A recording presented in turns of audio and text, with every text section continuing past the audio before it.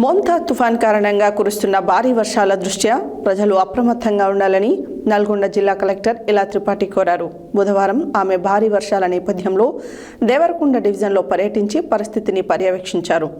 దేవరకొండ మండలం కొమ్మేపల్లి గ్రామంలో ఉన్న షెడ్యూల్డ్ తెగల బాలుర హాస్టల్లోకి వర్షపు నీరు చేరడం పట్ల విద్యార్థుల ఇబ్బందిని దృష్టిలో ఉంచుకొని వారిని సురక్షిత ప్రాంతాలకు తరలించే ఏర్పాట్లు చేశారు.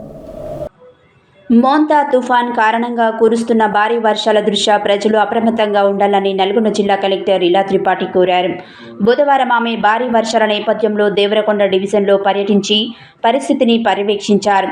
దేవరకొండ మండలం కొమ్మెపల్లి గ్రామంలో ఉన్న షెడ్యూల్డ్ తెగల బాలుర హాస్టల్లోకి వర్షపు నీరు చేరడం పట్ల విద్యార్థుల ఇబ్బందిని దృష్టిలో ఉంచుకొని వారిని సురక్షిత ప్రాంతాలకు తరలించే ఏర్పాట్లు చేశారు.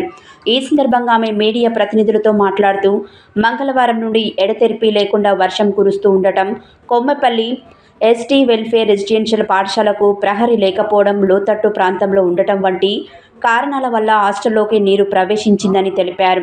అయితే విద్యార్థులు ఇబ్బందులు పడకుండా రెవెన్యూ, పోలీసు అధికారుల సహకారంతో విద్యార్థులను పక్కనే ఉన్న బీసీ హాస్టల్లోకి తరలించామని చెప్పారు. ఎస్టీ రెసిడెన్షియల్ పాఠశాలలోని 500 మంది విద్యార్థులను, 26 మంది టీచింగ్, నాన్ టీచింగ్ సిబ్బంది అందరినీ అక్కడికి తరలించినట్లు ఆమె వెల్లడించారు.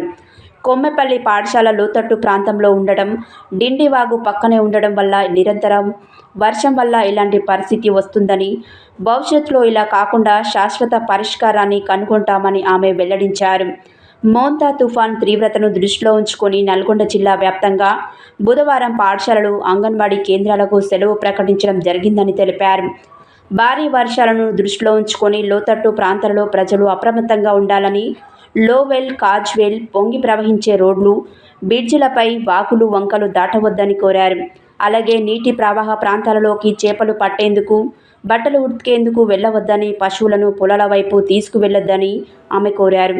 నల్గొండ జిల్లా ఎస్పీ శరత్చంద్ర పవార్ మాట్లాడుతూ భారీ వర్షాల కారణంగా కొమ్మెపల్లిలో ఉన్న ఎస్టీ వెల్ఫేర్ రెసిడెన్షియల్ పాఠశాలలోకి పొలాల నుండి నీరు రావడం వల్ల విద్యార్థులకు ఇబ్బంది కలిగిందని, 2-3 రోజులు భారీ వర్షాలు ఉన్నాయన్న హెచ్చరికల నేపథ్యంలో విద్యార్థులందరినీ అదనపు ఎస్పీ, సిఐల సహకారంతో వారి ఆధ్వర్యంలో ఫోర్స్ ఏర్పాటు చేసి విద్యార్థులందరినీ సురక్షిత ప్రాంతానికి తరలించడం జరిగిందని తెలిపారు.